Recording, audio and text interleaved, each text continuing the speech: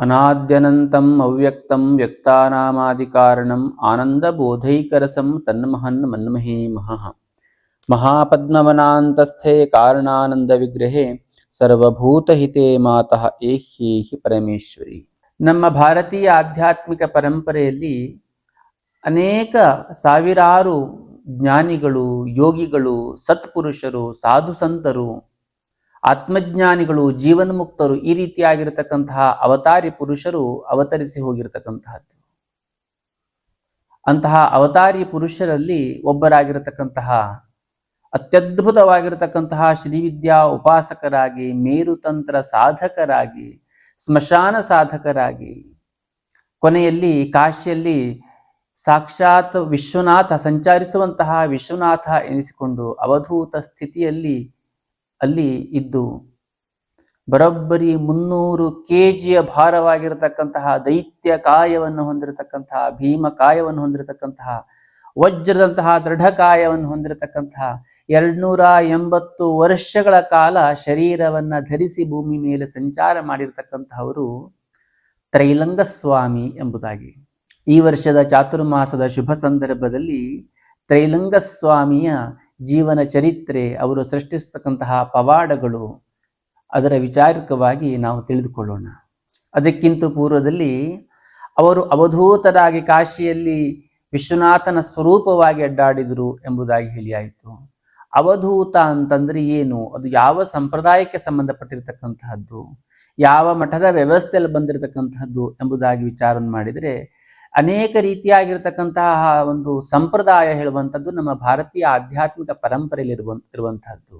ಶಂಕರಾಚಾರ್ಯರಿಂದ ಬಂದಿರತಕ್ಕಂತಹ ಪರಂಪರೆ ಇದ್ದಿರಬಹುದು, ಅಥವಾ ಬಸವೇಶ್ವರರಿಂದ ಬಂದಿರತಕ್ಕಂತಹ ಪರಂಪರೆಗಳಿದ್ದಿರಬಹುದು, ಅಥವಾ ನಾಗಾ ಸಾಧುಗಳ ಪರಂಪರೆಗಳಿರ್ಬೋದು, ಅಥವಾ ದಂಡಿ ಸ್ವಾಮಿಗಳ ಪರಂಪರೆ ಇದ್ದಿರಬಹುದು. ಈ ರೀತಿಯಾಗಿ ನಮ್ಮ ಭಾರತೀಯ ಆಧ್ಯಾತ್ಮಿಕ ಪರಂಪರೆಯಲ್ಲಿ ಸನ್ಯಾಸತ್ವದಲ್ಲಿ ಅನೇಕ ರೀತಿಯಾಗಿರತಕ್ಕಂತಹ ಒಂದು ಪರಂಪರೆ ಹೇಳುವಂಥದ್ದು ಇರುವಂತಹದ್ದು.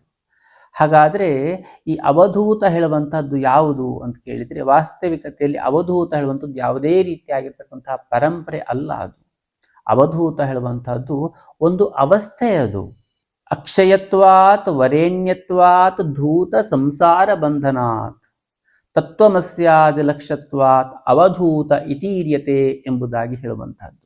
ಅಕ್ಷಯತ್ವಾತ್ ಅಂತಂದ್ರೆ ಕ್ಷಯವೇ ಇಲ್ಲದೆ ಹೋಗಿರತಕ್ಕಂತಹದ್ದು, ನಾಶವೇ ಇಲ್ಲದೆ ಹೋಗಿರತಕ್ಕಂತಹದ್ದು. ವರೇಣ್ಯತ್ವಾತ್ ಅತೀವ ಶ್ರೇಷ್ಠವಾಗಿರತಕ್ಕಂತಹದ್ದು. ಧೂತ ಸಂಸಾರ ಬಂಧನ, ಪ್ರಪಂಚದಲ್ಲಿರ್ತಕ್ಕಂಥ ಎಲ್ಲ ಸಂಸಾರಗಳಿಂದ ವಿಮುಕ್ತಿಯನ್ನು ಹೊಂದಿರತಕ್ಕಂಥದ್ದು. ಯಾವುದೇ ಸಂಸಾರದ ವಾಸನೆಗಳು ಕೂಡ ಅವರನ್ನ ಬಂಧಿಸಲಿಕ್ಕೆ ಅಸಮರ್ಥರಾಗುವಂತಹದ್ದು. ತತ್ವಮಸ್ಯಾದಿ ಲಕ್ಷ್ಯತ್ವಾತ್, ಈ ಪ್ರಪಂಚದೆಲ್ಲ ಸ್ವರೂಪವೇ ತಾನಾಗಿ ತನ್ನೊಳಗೆ ಅದನ್ನೆಲ್ಲವೂ ಕೂಡ ಹೊಂದಿರತಕ್ಕಂತಹ ಸ್ವರೂಪವೇ ಅಂತಹ ಒಂದು ಅವಸ್ಥೆ ಏನಿದೆಯೋ ಅದಕ್ಕೆ ಅವಧೂತ ಎಂಬುದಾಗಿ ಹೇಳ್ತಾರೆ. ಅಕ್ಷಯತ್ವಾತ್, ಎಲ್ಲ ವಸ್ತುಗಳು ಕೂಡ ಈ ಪ್ರಪಂಚದಲ್ಲಿ ಕ್ಷಯವಾಗುವಂತಹದ್ದು. ಈ ಶರೀರ, ಇದು ನಾನು ಹೇಳುವಂತಹ ಶರೀರ ಏನಿದೆಯೋ ಇದು ಕ್ಷಯವಾಗುವಂತಹದ್ದು. ಇದರೊಳಗಿರತಕ್ಕಂತಹ ಆತ್ಮಸ್ವಭಾವ, ಆತ್ಮದ ಭಾವ ಏನಿದೆಯೋ ಅದು ಯಾವತ್ತೂ ಕೂಡ ಕ್ಷಯವೇ ಆಗದೇ ಇರತಕ್ಕಂತಹದ್ದು. ಅಂತಹ ಒಂದು ಆತ್ಮಭಾವವನ್ನು ಯಾರು ಹೊಂದಿರ್ತಾರೋ ಅವರು ಅಕ್ಷಯತ್ವಾತ್ ಎಂಬುದಾಗಿ ಹೇಳುವಂತಹದ್ದು. ವರೇಣ್ಯತ್ವಾತ್, ಮಠಮಾನ್ಯಾಧಿಪತಿಗಳಿದ್ದಿರಬಹುದು, ಸನ್ಯಾಸಿಗಳಿರಬಹುದು, ಇತ್ಯಾದಿ ಎಲ್ಲರೂ ಕೂಡ ಗೌರವಕ್ಕೆ ಒಂದು ಪಾತ್ರಧಾರಿಗಳಾಗಿರುವಂತಹದ್ದು. ಆದರೆ ಅವರೆಲ್ಲರಲ್ಲೂ ಕೂಡ ಶ್ರೇಷ್ಠತಮವಾಗಿರತಕ್ಕಂತಹ ಭಾವವನ್ನು ಹೊಂದಿರತಕ್ಕಂತಹ ಆತ್ಮಭಾವದಲ್ಲಿರ್ತಕ್ಕಂತಹ ಬ್ರಹ್ಮಜ್ಞಾನಿ ಹೇಳುವಂಥದ್ದು ಸರ್ವಶ್ರೇಷ್ಠ ಎಂಬುದಾಗಿ ಹೇಳುವಂತಹದ್ದು. ಹಾಗಾಗಿ ವರೇಣ್ಯತ್ವಾತ್ ಎಂಬಂತಹ ಶಬ್ದವನ್ನು ಬರೆಸಿರ್ತಕ್ಕಂತಹದ್ದು. ಧೂತ ಸಂಸಾರ ಬಂಧನ, ಕೇವಲ ಸಂಸಾರ ಅಂತಂದ್ರೆ ಮದುವೆ ಮಕ್ಕಳಾದ ಮಾತ್ರಕ್ಕೆ ಅದು ಮಾತ್ರ ಸಂಸಾರ ಅಂತ ಅರ್ಥ ಅಲ್ಲ. ಸನ್ಯಾಸಿಗಳಾಗಿದ್ದರೂ ಸಹ ಈ ಪ್ರಪಂಚದ ವ್ಯವಸ್ಥೆಯಲ್ಲಿ ಮಾಯಾ ಮೋಹದಲ್ಲಿ ಸಿಲುಕಿ ಪ್ರಪಂಚದ ವ್ಯಾವಹಾರಿಕ ವ್ಯವಸ್ಥೆಗಳನ್ನು ಯಾರೆಲ್ಲ ಮಾಡ್ತಾ ಇದ್ದಿರ್ತಾರೋ ಅವರು ಕೂಡ ಸಂಸಾರಸ್ಥರು ಅಂತಲೇ ಒಂದು ರೀತಿಯ ಭಾವದಲ್ಲಿ ಅನಿಸಿಕೊಳ್ಳುವಂತಹದ್ದು. ಇಲ್ಲಿ ಅವಧೂತ ಹೇಳುವಂತಹವರು ಸಂಸಾರ ಬಂಧನಾತ್ ಎಂಬುದಾಗಿ ಹೇಳಿದ್ರು ಕೂಡ ಅನೇಕ ಅವಧೂತರಿದ್ದಿರ್ಬೋದು, ಅನೇಕ ಆತ್ಮಜ್ಞಾನ ಹೊಂದಿರತಕ್ಕಂಥವ್ರು, ಜೀವನ ಮುಕ್ತರಾಗಿರತಕ್ಕಂಥದ್ದು ಗೃಹಸ್ಥಾಶ್ರಮದಲ್ಲಿದ್ದೇ ಪಡೆದಂಥವ್ರು ಸಾವಿರಾರು ಮಂದಿ ಇರತಕ್ಕಂತಹದ್ದು. ಸಾವಿರಾರು ಮಂದಿ ಆ ರೀತಿಯಾಗಿರ್ತಕ್ಕಂತಹ ಭಾವದಲ್ಲಿ ಇದ್ದಂಥವ್ರು ನಮಗೆ ಸಿಕ್ಕುವಂತಹದ್ದು. ಹಾಗಂದ ಮಾತ್ರಕ್ಕೆ ಸಂಸಾರ ಬಂಧನಾತ್ ಎಂಬಂತಹದ್ದು ಶಬ್ದ ಮಾತ್ರಕ್ಕೆ ಅವರು ವಿವಾಹವಾಗದೇ ಇರತಕ್ಕಂತಹ ಸನ್ಯಾಸಿಗಳು ಎಂಬುದಾಗಿ ಅರ್ಥ ಅಲ್ಲ. ಆ ರೀತಿಯಾಗಿ ಸನ್ಯಾಸದಲ್ಲಿರ್ತಕ್ಕಂಥವ್ರು ಅನೇಕರು ವ್ಯವಹಾರದ ವ್ಯವಸ್ಥೆಯಲ್ಲಿ ಇದ್ದಿರಬಹುದು. ಆದರೆ ಯಾರು ಈ ಸಂಸಾರದ ಬಂಧನದ ವ್ಯವಹಾರದ ವ್ಯವಸ್ಥೆಗಳಿಂದ ಅವರನ್ನು ಬಂಧಿಸಲಿಕ್ಕೆ ಸಾಧ್ಯವಾಗುವುದಿಲ್ಲವೋ ಅವರು ಅವಧೂತ ಎಂಬುದಾಗಿ ಹೇಳಿಸಿಕೊಳ್ಳುವಂತಹದ್ದು. ಹಾಗಾಗಿ ಅವಧೂತ ಹೇಳುವಂಥದ್ದು ದಿವ್ಯವಾಗಿರತಕ್ಕಂತಹ ಒಂದು ಅವಸ್ಥೆ ಇದು. ಈ ಅವಧೂತ ಅವಸ್ಥೆಯಲ್ಲಿರ್ತಕ್ಕಂತಹ ಒಬ್ಬ ವ್ಯಕ್ತಿ ಯಾವ ರೀತಿಯಾಗಿದ್ದಿರ್ತಾರೆ ಅಂತ ಕೇಳಿದ್ರೆ ಅತೀವ ಶ್ರೇಷ್ಠವಾಗಿರ್ತಕ್ಕಂತಹ ಸ್ವರೂಪದಲ್ಲಿ ಸ್ವಭಾವದಲ್ಲಿರ್ತಕ್ಕಂತಹದ್ದು. ಅಂತಹ ಜ್ಞಾನಿಗಳು ಯಾವ ರೀತಿಯಾಗಿದ್ದಿರ್ತಾರೆ, ಅವರ ಸ್ವರೂಪಗಳೇನು, ಸ್ವಭಾವಗಳೇನು, ಅವರನ್ನು ಗುರುತಿಸುವಂಥದ್ದು ಅಷ್ಟೊಂದು ಸುಲಭದ ಮಾತಲ್ಲ. ಯಾಕೆಂತಂದ್ರೆ ಇಡೀ ಪ್ರಪಂಚದ ವ್ಯವಸ್ಥೆ ಎಲ್ಲವನ್ನು ಕೂಡ ಅವರ ಹತೋಟಿಯಲ್ಲಿದ್ದೂ ಸಹ ಅದ್ಯಾವುದೂ ಇಲ್ಲದೆ ಹೋಗಿರತಕ್ಕಂತಹ ಒಬ್ಬ ಸಾಮಾನ್ಯರಲ್ಲಿ ಸಾಮಾನ್ಯರಂತೆ ಇರುವಂತಹವರು. ಹಾಗಂದ ಮಾತ್ರಕ್ಕೆ ಅವರು ಇದೇ ರೀತಿಯಾಗಿರ್ಬೇಕು, ಅವರ ವೇಷಭೂಷಾದಿಗಳು ಹೀಗಿರಬೇಕು, ಅಥವಾ ಅವರ ದಿನಚರ್ಯ ಈ ರೀತಿಯಾಗಿರ್ಬೇಕು, ಯಾವ ಬಂಧನಗಳು ಕೂಡ ಇಲ್ಲ. ಅವರಿಗೆ ಯಾವುದೇ ರೀತಿಯಾಗಿರ್ತಕ್ಕಂತಹ ಶಾಸ್ತ್ರದ ಬಂಧನವಾಗಿರಲಿ ಅಥವಾ ಲೋಕದ ಬಂಧನವಾಗಿರಲಿ ಅಥವಾ ಮಾಯೆಯ ಬಂಧನವಾಗಿರಲಿ, ಈ ರೀತಿಯಾಗಿರ್ತಕ್ಕಂಥ ಯಾವುದೇ ರೀತಿಯಾಗಿರ್ತಕ್ಕಂತಹ ಬಂಧನಗಳು ಕೂಡ ಇಲ್ಲ. ಆದರೆ ಅವರು ಅಪಾರವಾಗಿರ್ತಕ್ಕಂತಹ ಕರುಣಾಮಯಿಗಳಾಗಿರುವಂತಹದ್ದು, ತಮ್ಮ ಶಿಷ್ಯರನ್ನ ಉದ್ಧರಿಸುವಂತಹದ್ದು, ಅವರಲ್ಲಿ ಯಾರು ಶರಣು ಹೋಗ್ತಾರೋ ಅವರೆಲ್ಲರನ್ನು ಕೂಡ ಉದ್ಧರಿಸುವಂತಹ ಸ್ವಭಾವವಾಗಿರುವಂತಹದ್ದು.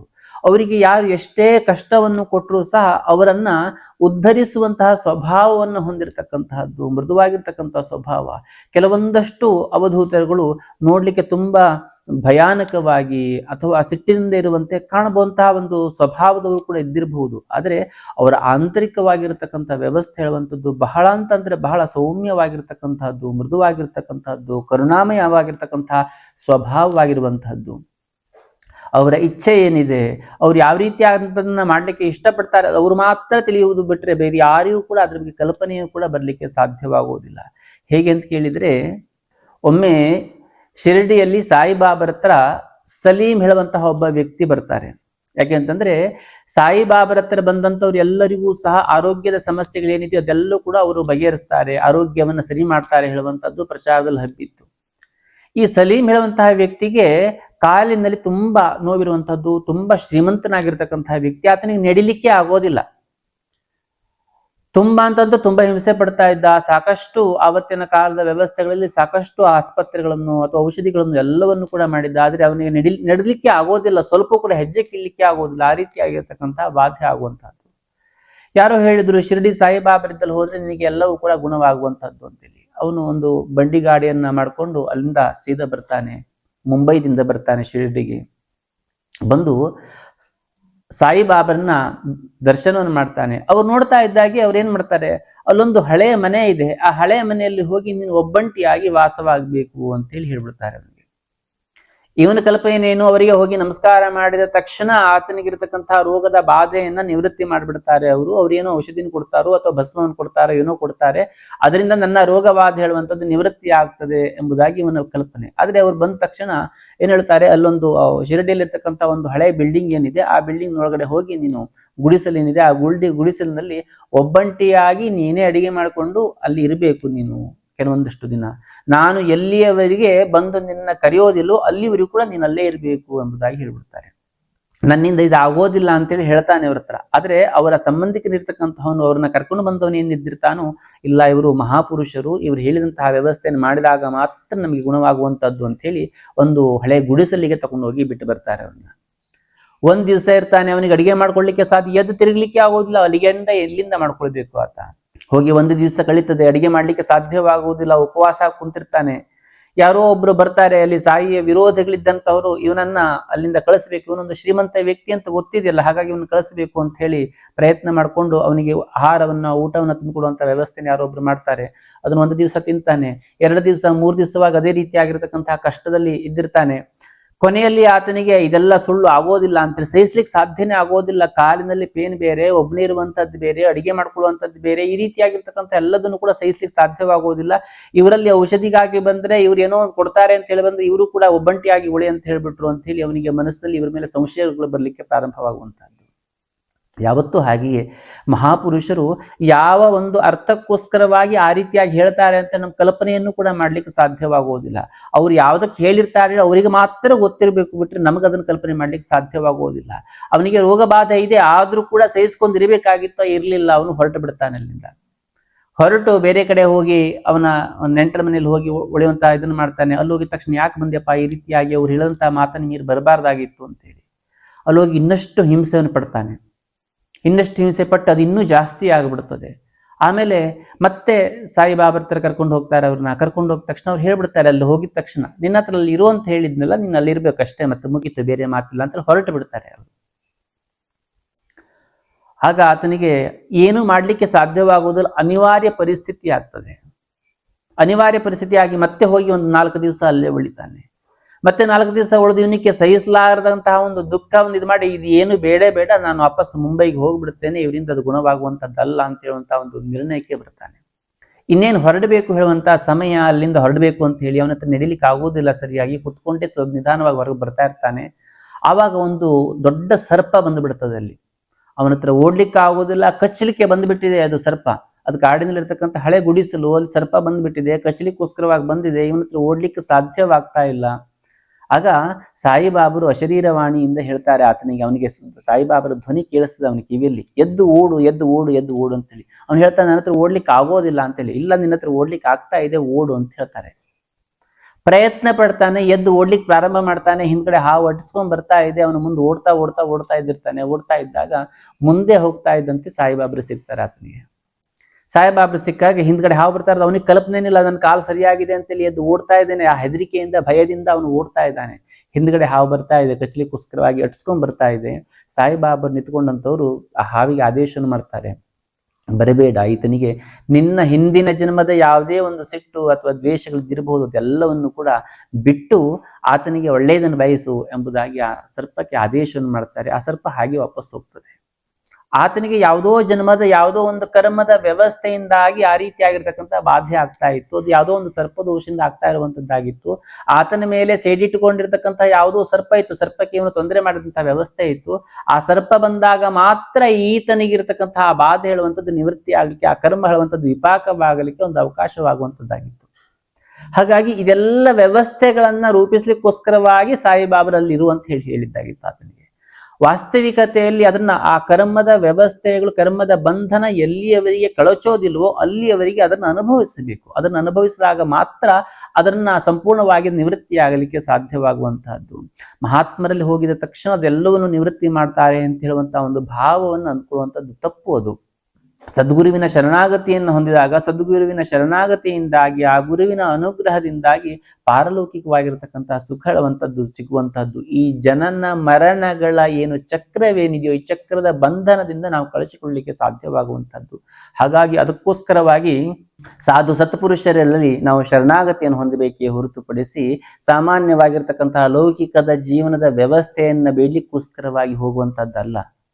ಆದರೆ ಅವರನ್ನ ಶರಣಾಗತಿ ಹೊಂದಿದಾಗ ಈ ಲೌಕಿಕದ ವ್ಯವಸ್ಥೆ ನಮ್ಗೆ ಏನೆಲ್ಲ ಬೇಕು ಅದೆಲ್ಲವನ್ನು ಕೂಡ ಒದಗಿಸಿ ಆಮೇಲೆ ಅವರಿಗೆ ಪಾರಲೌಕಿಕವಾಗಿರ್ತಕ್ಕಂತಹ ಒಂದು ವ್ಯವಸ್ಥೆಯನ್ನು ಕೊಡುವಂಥದ್ದೇ ಆ ಸತ್ಪುರುಷರ ಒಂದು ಸ್ವಭಾವವಾಗಿರುವಂತಹದ್ದು. ಎಷ್ಟೋ ಸರಿ ನಾವು ಅಂತಹ ಸತ್ಪುರುಷರಲ್ಲಿ ಹೋಗಿರ್ತೇವೆ, ಹೋದಂತಹ ಸಂದರ್ಭದಲ್ಲಿ ಅವ್ರನ್ನ ಗುರುತಿಸಿರೋದಿಲ್ಲ, ಅವರು ಮಹಾತ್ಮರು ಅಂತ ಗೊತ್ತಿರೋದಿಲ್ಲ. ಆದ್ರೆ ಅವ್ರು ಯಾವುದೋ ರೀತಿಯಾಗಿರ್ತಕ್ಕಂತಹ ವಿಧಿಯನ್ನು, ನಿಯಮವನ್ನು, ಏನೋ ಒಂದು ವ್ಯವಸ್ಥೆಯನ್ನು ಹೇಳಿದಿರ್ತಾರೆ. ಅವ್ರು ಹೇಳಿದ್ದನ್ನು ನಾವು ಚಾಚೋ ತಪ್ಪದೆ ಮಾಡುವಂತಹ ಮನಸ್ಥಿತಿಯನ್ನೇ ಹೊಂದಿರೋದಿಲ್ಲ. ಅದರಿಂದ ಪರಿಹಾರಗಳನ್ನು ಮಾತ್ರ ಬಯಸಿದ್ದಿರ್ತೇವೆ. ಅದರ ಪರಿಹಾರಗಳು, ರೋಗ ಬಾಧೆಗಳು ಇತ್ಯಾದಿಗಳು ನಮಗೆ ನಿವೃತ್ತಿ ಆಗಿರೋದಿಲ್ಲ. ಆವಾಗ ಆ ಸತ್ಪುರುಷರ ಮೇಲೆ ನಾವು ಅನುಮಾನವನ್ನು ಪಡಲಿಕ್ಕೆ ಪ್ರಾರಂಭ ಮಾಡ್ತೇವೆ. ಆ ರೀತಿ ಅಂತಹ ವ್ಯವಸ್ಥೆ ಯಾವತ್ತೂ ಕೂಡ ಮಾಡಲಿಕ್ಕೆ ಹೋಗಬಾರ್ದು. ಯಾಕೆಂತಂದ್ರೆ ಸತ್ಪುರುಷರು ಯಾವ ರೀತಿಯಾಗಿದ್ದಿರ್ತಾರೆ, ಯಾವ ಸ್ವಭಾವದಿಂದ ಇದ್ದಿರ್ತಾರೆ, ಯಾವ ಕಾರಣದಿಂದ ನಮ್ಗೆ ಆ ರೀತಿಯಾಗಿರ್ತಕ್ಕಂತಹ ಮಾರ್ಗವನ್ನು ಹೇಳಿರ್ತಾರೆ, ಯಾವ ಸಮಯ ಬಂದಾಗ ನಮ್ಮಲ್ಲಿರ್ತಕ್ಕಂತಹ ದೋಷ ನಿವೃತ್ತಿ ಆಗಲಿಕ್ಕೆ ಸಮಯ ಆಗುವಂತಹದ್ದು, ಇದೆಲ್ಲವೂ ಕೂಡ ಅವರಿಗೆ ತಿಳಿದಿರುವಂತಹದ್ದು. ಅದಕ್ಕನುಸಾರವಾಗಿ ಅವರು ಮಾರ್ಗದರ್ಶನ ಮಾಡಿರುವಂತಹದ್ದು. ನಮ್ಮ ಕೆಲಸ ಏನು ಕೇಳಿದರೆ ಪ್ರಾಮಾಣಿಕವಾಗಿ ಸಂಪೂರ್ಣವಾಗಿ ಆ ಗುರುವಿನಲ್ಲಿ ಶರಣಾಗತಿಯನ್ನು ಹೊಂದುವಂಥದ್ದು, ಸಂಪೂರ್ಣವಾಗಿ ನಮ್ಮನ್ನ ನಾವು ಸಮರ್ಪಣೆಯನ್ನು ಮಾಡಿಕೊಳ್ಳುವಂಥದ್ದು. ಹಾಗಾಗಿ ಆ ರೀತಿಯಂತ ಭಾವದಲ್ಲಿ ನಾವು ನಮ್ಮನ್ನ ಸಂಪೂರ್ಣವಾಗಿ ಸಮರ್ಪಣೆಯನ್ನು ಮಾಡಿಕೊಳ್ಳುವಂತಹದ್ದು. ಹಾಗದಕ್ಕೋಸ್ಕರವಾಗಿ ಹೇಳುವಂತಹದ್ದು ಗುರು ಕೃಪಾಹಿ ಕೇವಲಂ ಶಿಷ್ಯ ಪರಮ ಮಂಗಲಂ ಎಂಬುದಾಗಿ. ಗುರುವಿನ ಕೃಪೆಯಿಂದ ಮಾತ್ರವಾಗಿ ಶಿಷ್ಯನ ಒಂದು ಪರಮ ಮಂಗಲ ಹೇಳುವಂಥದ್ದು ಆಗಲಿಕ್ಕೆ ಸಾಧ್ಯವಾಗುವಂತಹದ್ದು.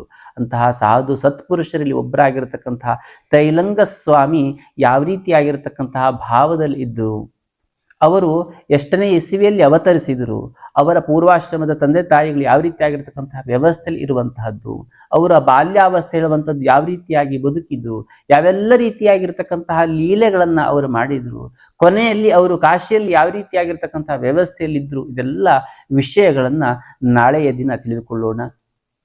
ನಮಸ್ಕಾರ.